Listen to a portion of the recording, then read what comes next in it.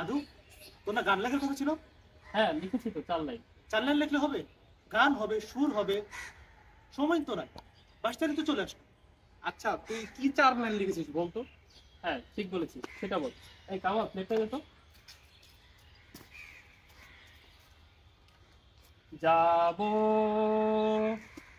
যাবো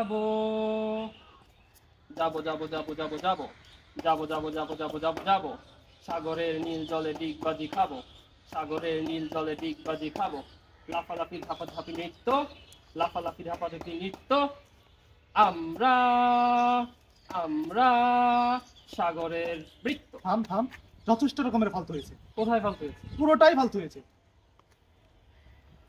আমরা সাগরের বৃত্ত? আমরা সাগরের বৃত্ত হতে যাবো কেন? সাগর আমাদের বৃত্ত।